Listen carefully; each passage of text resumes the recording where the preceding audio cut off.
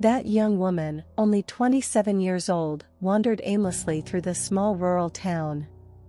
No one knew her name or how she ended up there.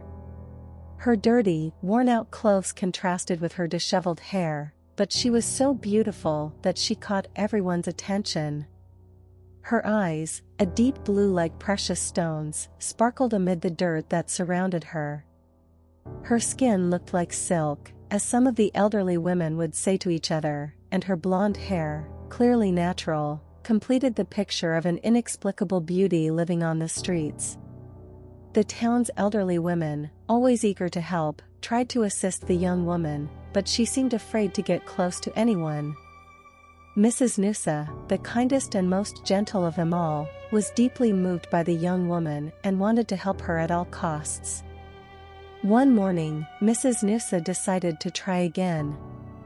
She saw the young woman sitting in the town square, her gaze lost on the horizon. She approached slowly, making no noise, carrying a plate of warm food. "Hello, dear," Mrs. Noosa said in a soft voice. "I brought you some soup. It's fresh." The young woman looked up, assessing Mrs. Noosa with suspicion. After a few seconds, she timidly took the plate but said nothing. "My name is Noosa," the elderly woman continued, sitting beside her. "Everyone here is worried about you. We can help if you let us." The young woman remained silent, but her expression softened a bit. She began to eat slowly, as if each spoonful was a monumental effort. "Do you have a name, dear?" Mrs. Noosa asked, trying to start a conversation. The young woman stopped eating, her eyes filled with tears, but she quickly looked away and shook her head no. "It's okay, you don't need to talk now," Mrs. Noosa said, placing a gentle hand on the young woman's shoulder. "I'm here to help whenever you need." Days passed, and despite Mrs. Noosa's and the other women's tireless efforts, the young woman remained withdrawn. She accepted food and water but never spoke about herself. Her presence became a mystery in the town. One afternoon, a group of curious teenagers decided to try talking to the young woman.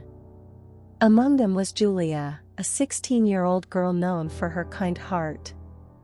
"Hi," Julia said, approaching the young woman with a smile. "I'm Julia. Can I sit with you?" The young woman looked at Julia, surprised by the girl's boldness. After a moment of hesitation, she nodded slightly. "Thank you," Julia replied, sitting beside her. "Everyone in town talks about you. We really want to help. I brought you a new blanket. The nights are getting colder." Julia extended the blanket, and the young woman accepted it with a slight smile. It was the first time anyone had seen her smile since she arrived in town. "I know it must be hard," Julia continued, choosing her words carefully. "But maybe, if you trusted someone, you could find a way out of this situation." The young woman sighed deeply, and silent tears began to stream down her face. Julia, with a heavy heart, reached out and held the young woman's hand. "We can help you," Julia said softly. "You just need to let us try." But, as always, the young woman remained silent. She didn't say a word, only accepted the blanket and returned to staring at the horizon, lost in her thoughts. The town's residents continued their attempts to help, but without success. The young woman accepted food, water, and clothes, but remained withdrawn, avoiding any conversation or closer contact. The mystery of who she was and where she came from continued to intrigue everyone. Some nights, Mrs. Noosa would watch her from a distance, worried about the young woman's well-being. One night, she decided to try again. "Dear, if you need a place to stay, my home is always open to you," Mrs. Noosa said with a warm smile. The young woman looked at Mrs. Noosa with an expression that seemed to mix gratitude and sadness, but she didn't reply, only curling up more in the blanket Julia had given her and closing her eyes as if she wanted to shut out the world around her. The whole town began to care for her in the best way they could, each contributing what they could, but the mystery remained: who was that young woman, and where had she come from? Weeks turned into months, and the young woman's presence became part of the town's routine. Everyone hoped that one day, perhaps, she would trust enough to reveal her story. But until then, they continued to offer their silent help, respecting her space and hoping she would find the peace she was clearly seeking. One night, a heavy rain began to fall, and Mrs. Noosa became worried about the young woman. The storm raged furiously, the sound of thunder echoing through the small town as lightning lit up the dark sky.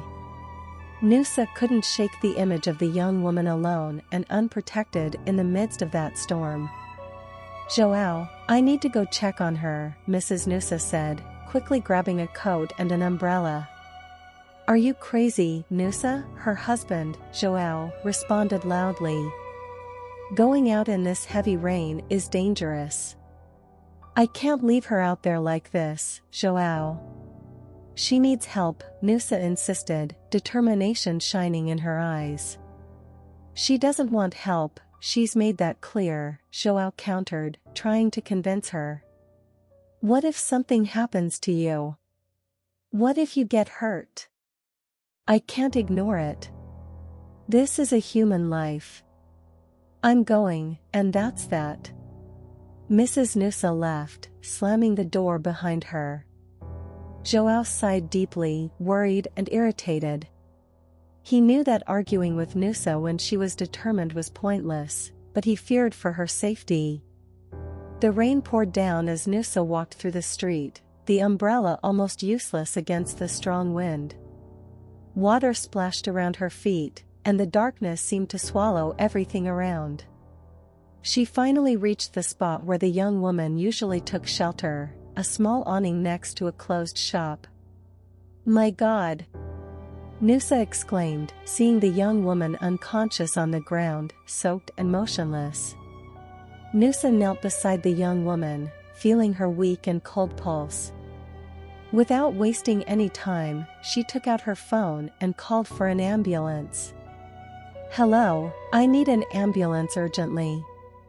There's a young woman unconscious on Florist Street, number 18. Please, come quickly." Noosa stayed by the young woman's side until the ambulance arrived, holding her hand, trying to convey warmth and hope. When the paramedics arrived, they quickly put her on a stretcher and took her to the hospital. Noosa followed in her car, her heart tight with worry. At the hospital, the young woman's condition was grave. The doctors took her immediately to the emergency room, leaving Noosa in the waiting room, anxious and restless. Joao, who had decided to follow his wife, arrived shortly after, a look of concern on his face. "Noosa, are you okay?" he asked, embracing her. "I'm fine, but I'm very worried about her." Noosa looked at the emergency room door, waiting for any news. "I'm sorry for earlier, love. I was just scared for you," Joao said, holding Noosa's hands. "I understand, Joao, but I couldn't leave her out there," Noosa replied, squeezing her husband's hand. Hours passed, and finally, a doctor came to talk to them. "She's stable now, but her condition is delicate. We need to run some tests to better understand what happened," the doctor explained. Noosa nodded, relieved that she was alive, but still worried about the uncertainty. "Will she be okay?" Noosa asked, her voice trembling. "We'll do our best, but there are signs that she may have suffered trauma before she arrived here," the doctor responded. "Trauma?" Joao asked, frowning. "Yes, it could have been an accident or something that caused her to lose her memory. We need to investigate further," the doctor said before leaving. Noosa and Joao went home, but the worry didn't leave them. The next morning, Joao decided to take action. We need to find out who she is, he told Noosa. I'll ask Julia for help. Maybe we can find some information about her. Julia, with her kind heart and natural curiosity, readily agreed to help. They began to search for information around town, asking if anyone knew the young woman or had seen anything that could indicate where she came from. But the search was in vain, no one knew anything about her.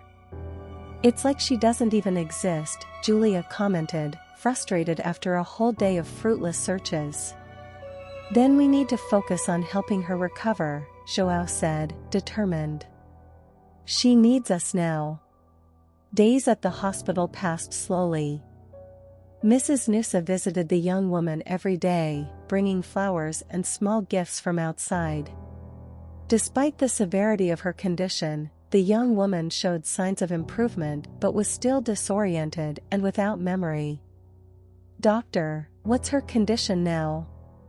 Noosa asked during one of her daily visits. Physically, she's recovering well, but we still haven't been able to get her to recover her memory, the doctor replied. It's likely she suffered significant trauma that caused her to lose her memories. She doesn't even know her own name? João asked, worried. Unfortunately, no. We're still working with her, but it may take time, the doctor said before leaving. Noosa looked at the young woman, now resting peacefully in the hospital bed. She felt a pang in her heart, wishing she could do more for her. We need to give her a name, at least temporarily, Noosa suggested, looking at João. We can't keep calling her the young woman or the girl. You're right, but what name would we give her? João asked, thoughtful. How about Maria? It's a beautiful and common name, suggested Julia, who was present during the visit. Maria, yes, I think it suits her, Noosa agreed, smiling. From that day on, everyone began calling the young woman Maria, hoping that one day she might remember her real name and story. Meanwhile, the town united to help Maria in her recovery, showing that even amid so many mysteries, kindness and solidarity prevailed. 20 years later, Maria still had no memory, but she had made new ones in that wonderful town that had welcomed her. That place was small and far from everything. People lived quite simply, agriculture and livestock were the main local economies. There was a small hospital where Maria had been treated at the time. Technology was still new to everyone, so over time, Maria got new documents, married Mrs. Noosa's grandson, and had 2 children with him. Now she was 47 years old. Everyone adored Maria, she was a model citizen, just like Mrs. Noosa, always helping and working for everyone. But to some, Maria's past remained a mystery. Some found it strange that this woman didn't want to look for her roots. One of these people was Julia, who had become Maria's best friend. It was a sunny morning, and Maria was at the local market, greeting the neighbors with her warm smile. The years had been kind to her. Her hair now had a few silver strands, but her blue eyes still shone with the same intensity as 20 years ago. Good morning, Maria, greeted Mrs. Celia, one of the market vendors. How are Carlos and the kids? Good morning, Mrs. Celia. They're all well, thank God. João is excited about the pumpkin harvest, and Clara is doing very well in school, Maria replied, picking up some fresh fruit. As Maria did her shopping, Julia watched her from afar. The concerns about Maria's past had never left her, and she decided it was time to bring up the subject again. After a few hours, she found Maria sitting on one of the benches in the square, resting. Maria, can I talk to you? Julia asked, sitting beside her. Of course, Julia. What's going on? Maria replied, noticing her friend's serious expression. It's been 20 years since you came here. I know you've found a wonderful life, but have you never felt the need to discover your past? Julia asked, looking Maria in the eye. Maria sighed, looking at the horizon. Julia, I've thought about it many times, but the truth is, I'm afraid of what I might find. My life here is good. I have a wonderful family and friends that I love. What if what I discover is painful? Maria said, her voice trembling. I understand, Maria. But what if there are people out there who still care about you, who miss you? Julia insisted, trying to reach her friend's heart. I've already found a family here. I've found love, security, and happiness. Isn't that enough? Maria asked, tears in her eyes. Of course it is, Maria. But I just want you to be completely happy, without shadows of the past haunting you, Julia replied, holding Maria's hand. That night, Maria was at home, preparing dinner with the help of her children, João and Clara. Mom, was Aunt Julia talking about your past today? Clara asked, cutting vegetables at the kitchen table. Yes, she was. She's very concerned about me, Maria replied, trying to hide her worry. Have you ever thought about trying to find out more about who you were? João asked, looking at his mother with curiosity. My dear ones, I've thought about it many times, but for now, I'm happy with the life we have here. You, your father, and our community are everything to me, Maria said, smiling at her children. Carlos entered the kitchen, hugging Maria from behind. Is everything okay, love? He asked, noticing the tension in the air. Yes, it's fine, just some talks about the past. Nothing to worry about, Maria replied, turning to kiss him. The next day, Maria decided to visit Mrs. Nusa, who was now 87 years old. The elderly lady still maintained the same energy and kindness as always. They sat on the porch, where the scent of flowers filled the air. Mrs. Nusa, I'm always impressed by your strength and wisdom, Maria said, serving tea for both of them. Oh, my dear Maria, you're the one who brought joy to all of us. I'm happy to see you doing so well, Mrs. Nusa replied, holding Maria's hand. Do you think I should try to discover my past?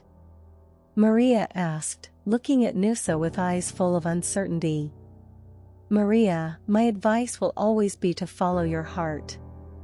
If you feel your life is complete here, then maybe it's best to leave the past where it is. But if one day you feel you need to know, we will be by your side, Mrs. Nusa replied with a reassuring smile. Later, Maria met Julia again in the square. The children were playing around, and the town was full of life. Julia, I've thought a lot about our conversation, Maria said, sitting beside her friend. And what did you decide? Julia asked, hopeful. I've decided that for now, my life here is enough. I have everything I need and don't want to risk losing this piece. But I promise that if I ever change my mind, you'll be the first to know, Maria said, squeezing Julia's hand. Julia smiled, respecting her friend's decision. I understand, Maria, and I'll always be here for you, no matter what you decide, Julia replied, hugging Maria. Despite the uncertainties, Maria continued to live her full and happy life in a small town. She became a central figure in the community, always helping and inspiring others. Although her past remained a mystery, the new memories she created were enough to build a life full of meaning and love. I may not know where I came from, but I know exactly where I belong, Maria said, looking at her family gathered around the dinner table. And so, Maria's past remained a mystery.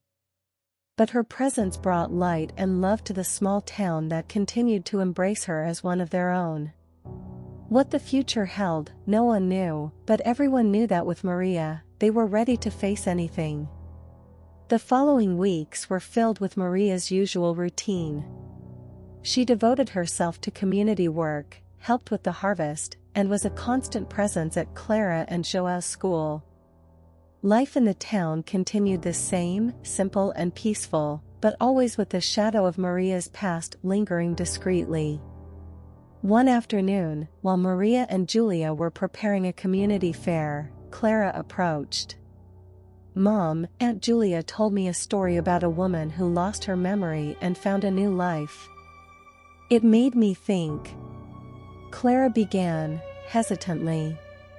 "Oh, Clara, I know that story very well," Maria replied, laughing softly. "And you know, sometimes the present and future are more important than the past." "I know, but I wanted to know more about you before you came here," Clara said, looking at her mother with curiosity. Maria knelt beside her daughter, holding her hands. "Sweetheart, I would like to know too, but what matters most is what we have now. One day, maybe I'll be ready to discover more. Until then, let's live each day with love and joy, okay?" Maria said, kissing Clara's forehead. That night, Maria stayed awake for a long time, staring at the ceiling, Clara's words echoing in her mind. Perhaps someday she would need to face her past to move forward completely, but for now, the life she had built in the small town was enough. Carlos noticed Maria's restlessness and hugged her lovingly. "Is everything okay, love?" he whispered in the dark. "Yes, Carlos, I'm just thinking about everything." "I'm so lucky to have you all," Maria replied, squeezing her husband's hand. "And we're lucky to have you. No matter where you came from, you'll always be the Maria we love," Carlos said, kissing her gently. Maria smiled in the dark, feeling grateful for everything she had. The past could wait, the present was too precious to waste. However, Maria was mistaken. The past was about to return. Julia was very curious and a very loyal friend, but she felt that something was very wrong with all of this.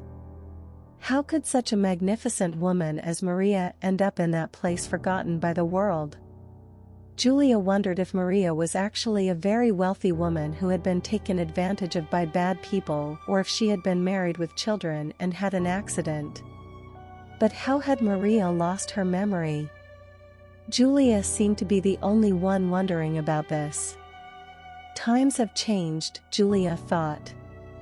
We're in the information age, but this town seems stuck in time. Well, I'm still a young woman and like to know things. I'm going to help my best friend in secret.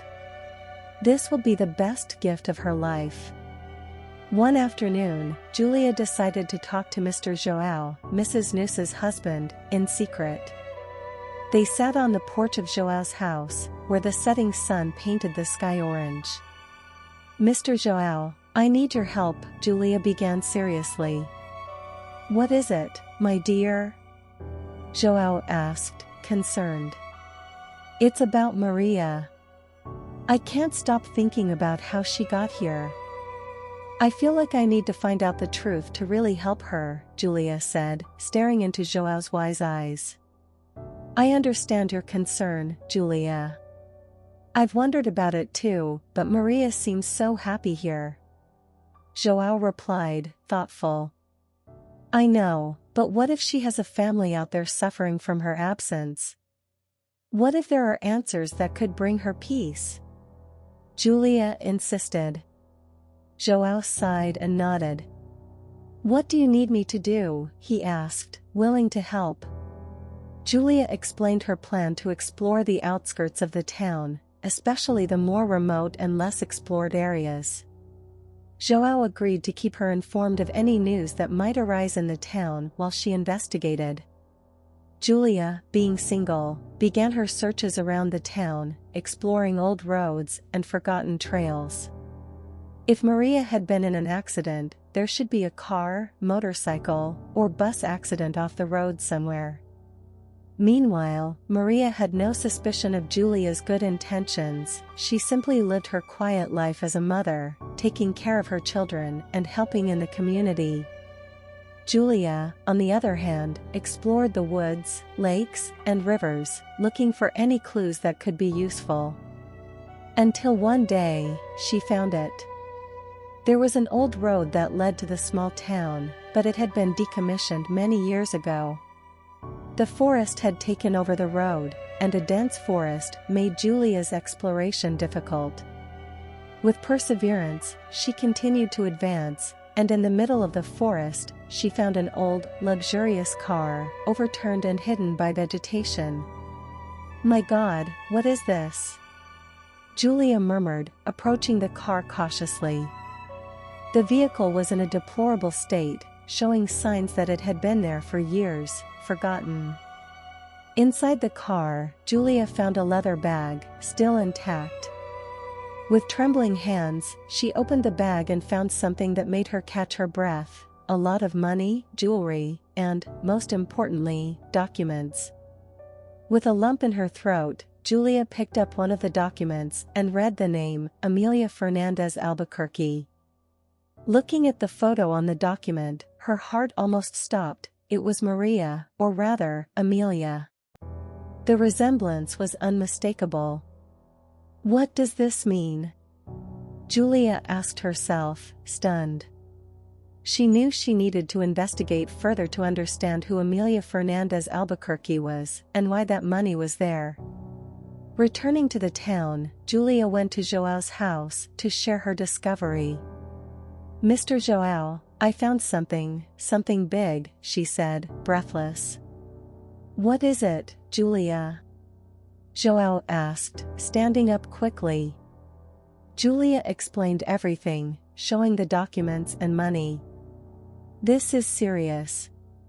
Amelia Fernandez Albuquerque. I've never heard that name before." Joao scratched his head, perplexed. "Neither have I. We need to find out more about her. Maybe this can explain how Maria ended up here and why she lost her memory," Julia suggested, determined. Joao agreed, and together they began to investigate. They used all available resources, asking for help even from the few people who had access to the internet in the town. They searched old records, talked to travelers, and used all possible contacts to piece together the puzzle. Meanwhile, Maria continued unaware of the investigations, living her quiet life. But Julia knew that the truth could change everything and was determined to uncover this mystery, no matter how difficult it was. One night, while Carlos and Maria were having dinner with the children, Clara asked, "Mom, have you ever thought about who you were before you came here?" Maria smiled sadly but replied serenely, "Yes, my dear, but what matters is who we are now, together, as a family." Clara seemed satisfied with the answer, but Maria felt a pang of uncertainty. What if the past she feared was inevitable?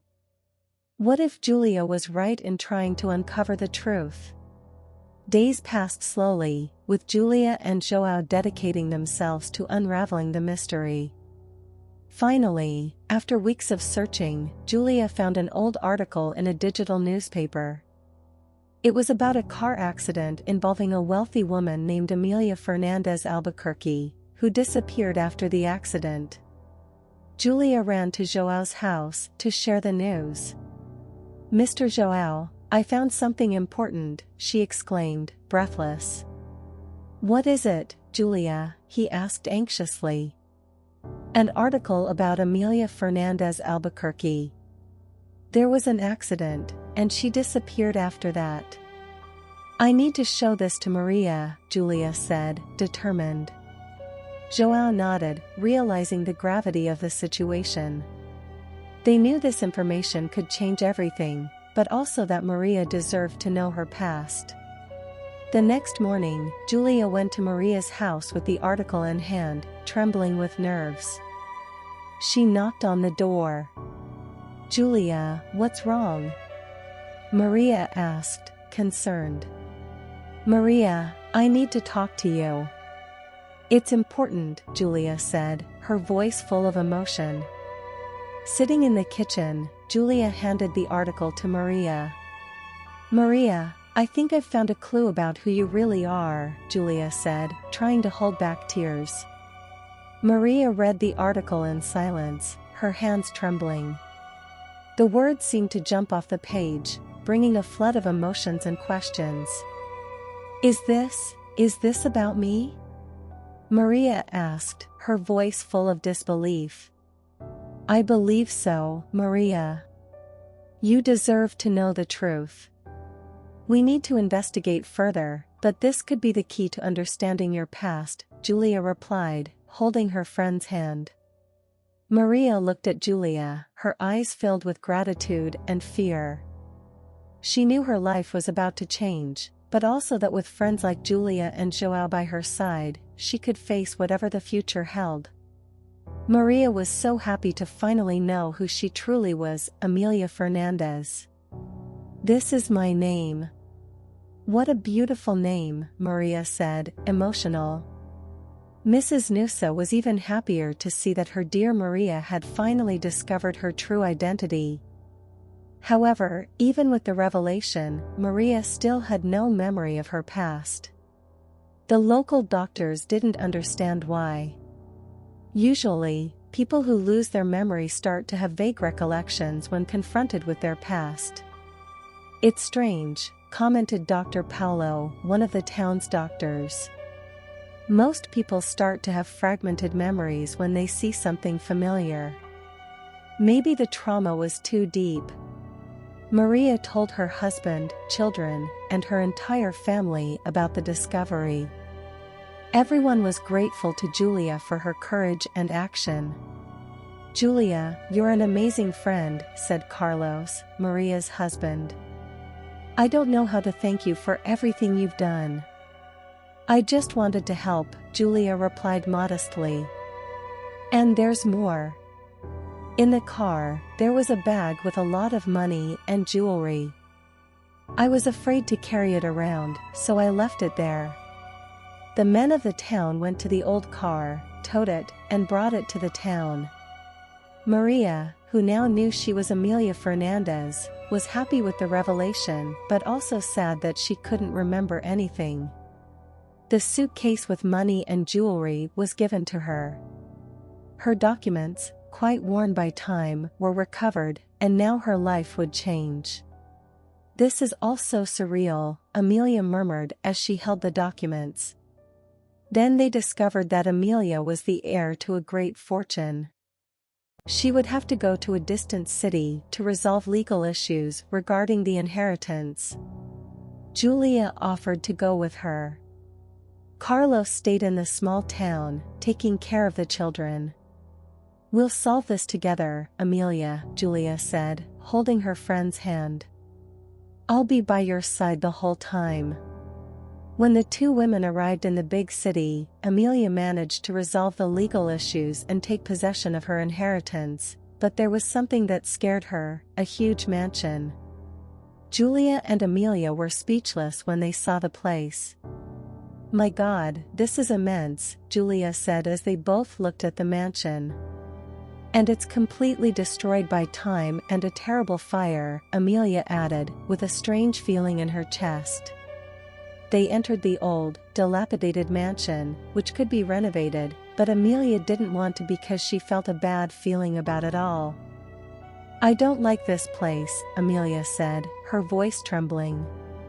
There's something very wrong here. The mansion, although old and destroyed, had a caretaker. He had worked for Amelia's family for years. His name was Genovaldo, an elderly man who recognized her immediately. Amelia, is it really you? Genovaldo said, a mixture of fear and happiness in his voice. Yes, it's me, but I don't remember anything, Amelia replied, feeling even more confused. Genovaldo looked at her with sadness. There's a lot you wouldn't want to remember, Amelia. I promised myself that if you ever came back, I would tell you the whole truth. Amelia and Julia sat in old chairs in the mansion's living room as Genivaldo began to tell the story. You were an only child and were about to marry a humble young man named Victor. Your parents were against the marriage. They thought he was an opportunist, Genivaldo began. My parents? Amelia asked, desperately trying to remember. They thought Victor was just after your fortune. But you were blinded by love for him and didn't believe your parents' suspicions, Genivaldo continued. There were many arguments about it. Julia squeezed Amelia's hand, feeling the tension growing in her friend. Then, one night, there was a fire in the mansion. The firefighters managed to save you, but your parents didn't survive, Genivaldo said, tears in his eyes. You were heartbroken because your parents were everything to you. And Victor? Where was he? Amelia asked, feeling a lump in her throat. Victor disappeared after the fire. You tried to contact him, but the worst news came later. It was discovered that Victor was the one who caused the fire. He was arrested, and you were devastated, feeling guilty for not listening to your parents, Genivaldo replied, his voice heavy with sadness. Amelia managed to hold back the tears.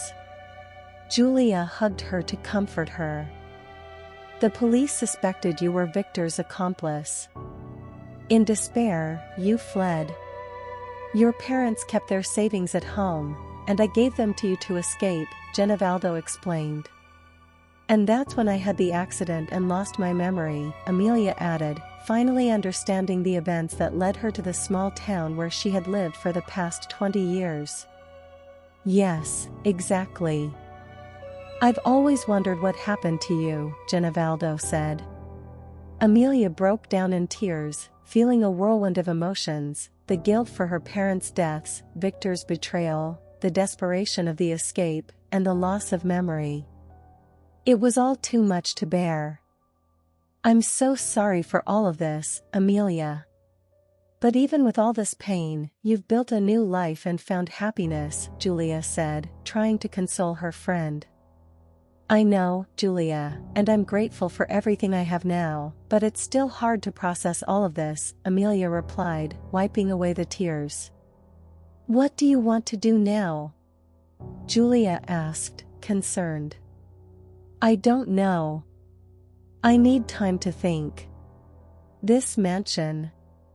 I don't know if I can renovate it or if I want to keep it, Amelia said, looking around, trying to imagine the horrors of that fateful night. Julia and Genivaldo stayed by Amelia's side, offering all the support she needed. The truth had finally come to light, but the road ahead was still uncertain and full of challenges. As she reflected on her past and the revelations that had emerged, Amelia knew she would need a lot of strength to face the ghosts she now knew. With loyal friends like Julia and the unwavering support of her new family, she was determined to move forward, no matter what the future held. Amelia decided that the only way to finally find peace was to confront her past directly. She needed to visit Victor in prison and hear the truth from his own lips. Though she was nervous, she knew this was a necessary step to move forward. With Julia's support, Amelia went to the prison where Victor was incarcerated. The place was grim and oppressive, with gray walls and an atmosphere heavy with despair. Amelia walked through the narrow corridors, feeling the weight of each step. Are you sure you want to do this, Amelia? Julia asked, holding her friend's hand. Yes, Julia, I need to face the truth to be able to move forward, Amelia replied with determination. When they reached the visitation room, Amelia sat in a metal chair, waiting for Victor. The sound of keys and doors opening echoed, heightening her anxiety. Finally, Victor entered the room, escorted by guards. He looked visibly older and more worn out, his eyes reflecting the harshness of the years spent in prison. Amelia? Victor murmured, surprised to see her. Victor, we need to talk, Amelia said, her voice firm. I need to know the truth about what happened that night. Victor sat in the chair opposite her, avoiding Amelia's gaze. You know what happened, Amelia. Your parents never accepted me. They thought I was an opportunist, Victor began, his voice filled with resentment. And they were right? Amelia asked, looking directly into Victor's eyes. Victor sighed, seeming tired. At first, maybe I did want to take advantage of your wealth, but then Amelia, I really fell in love with you. I wanted to build a life with you, he replied sincerely. Then why did you cause the fire? Why did my parents lose their lives? Amelia asked, her voice trembling. I didn't want to hurt them, Amelia. It was an accident. I wanted to scare them, to make them accept our relationship, but things got out of control, Victor admitted, tears in his eyes. Amelia felt a wave of anger and sadness upon hearing Victor's confession. She realized that, although he had not intended to harm anyone, his actions had been driven by selfishness and desperation. You destroyed my life, Victor, and then you fled, leaving me alone to deal with everything, Amelia said, her voice breaking. I know, Amelia, and I regret it every day for what I did, but there's nothing I can do to change the past, Victor replied, defeated. Amelia felt a mixture of compassion and revulsion for Victor. She knew that, despite his regrets, he had caused immense suffering. I'm going to do what I can to prove my innocence. I'm going to make sure the truth is known so that I can move forward, Amelia said, standing up. Victor looked at her with sadness. I hope you find the peace you deserve, Amelia. I know I'll never have it, he said before being taken back to his cell. Amelia left the prison with a heavy heart but determined to clear her name. With the help of lawyers and witnesses, she managed to prove that she had no direct involvement in the fire and that Victor had acted alone. Her innocence was finally recognized. As Amelia continued to deal with the repercussions of her past, a tragic news reached her: Victor had passed away in prison. The authorities reported that he had died due to health complications, worsened by the weight of his actions and regrets. Amelia was shocked by the news, feeling a mixture of sadness and relief. He couldn't live with what he did, Julia said, hugging Amelia. I hope now you can find peace. Amelia decided to use part of her fortune to renovate her family's mansion. Although the house was full of painful memories, she knew that transforming it into something positive could help heal the wounds of the past. When the renovation was completed, Amelia gave the mansion to Mr. Genovaldo as a gesture of gratitude for his loyalty and help. This house is yours now. You deserve it for everything you've done for my family, Amelia said, handing over the keys.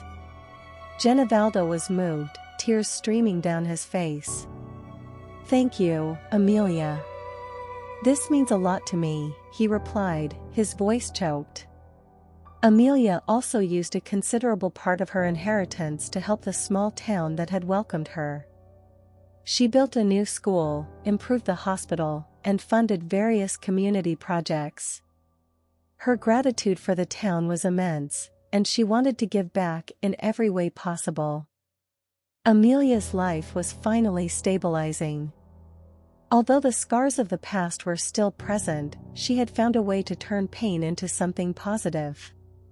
With the support of her family and friends, Amelia was ready to face the future with courage and hope, knowing she had done everything possible to honor her story and origins. Amelia decided to return to the small town where her new life had begun. She wanted to share her gratitude with all those who had helped her. Upon arrival, she was greeted with warm hugs and smiles. The town was buzzing with excitement about the improvements made possible by Amelia's generosity. Amelia, you've transformed our town, Mrs. Noosa said, tears of joy in her eyes. I only gave back what all of you did for me, Amelia replied, emotional. Over time, Amelia found a balance between the past and the present. She continued to live in the small town, using her fortune to create opportunities and improve the lives of its residents.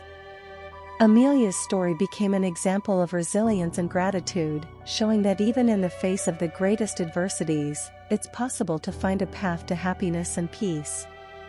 And so, Amelia, once known as Maria, found her place in the world, surrounded by the love and support of her family and friends. Her journey was marked by challenges and discoveries, but she had finally found the peace she had long sought. I hope you enjoyed this story. Leave your comments, they are very important for me to keep improving the channel for you. And of course, don't forget to subscribe, like, and share. These steps are very important for the channel's continuation.